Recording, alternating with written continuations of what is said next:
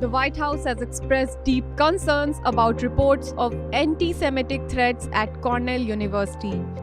These concerns have arisen in the context of the Israel-Hamas crisis, which has heightened tensions and brought certain issues to the forefront.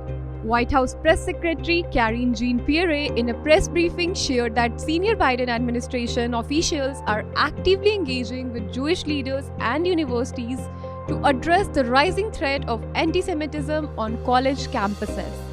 This indicates a significant effort to combat and understand the challenges posed by these incidents. Anti-Semitism was already rising in the US before the war. Nearly 3,700 anti-Semitic incidents were recorded in 2022, more than in any year since Anti-Defamation League (ADL) began tracking the issue in 1979. But in a slightly over 2 weeks since the outbreak of conflict in the Middle East on October 7, there has been a significant spike in anti-Semitic incidents in the United States. According to the ADL, these incidents have surged approximately by 400%. This concerning rise in anti-Semitism underscores the far-reaching impact of international conflicts on domestic security and the need to address and counteract hate and discrimination. When conflict erupts in Israel, anti-Semitic incidents soon follow in the US and globally, said ADL CEO Jonathan Greenblatt, urging authorities to provide security and support to Jewish communities. The White House's response reflects the broader concern regarding anti-Semitic incidents in the United States, which have seen a notable increase in the wake of the Israel-Hamas conflict.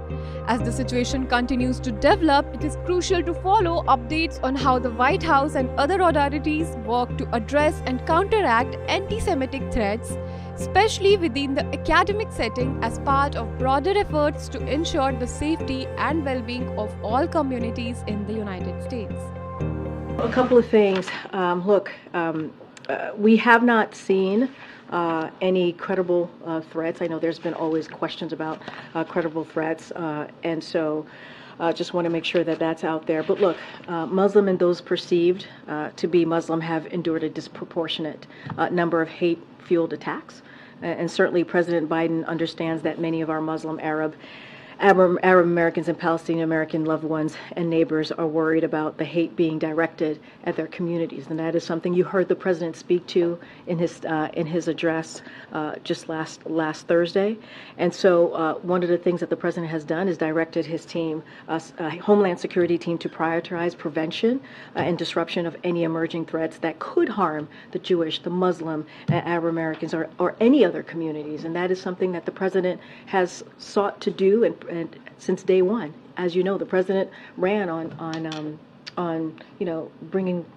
protecting communities, obviously, but bringing people together, protecting the soul of the nation, and so that is something that the president takes very, very seriously.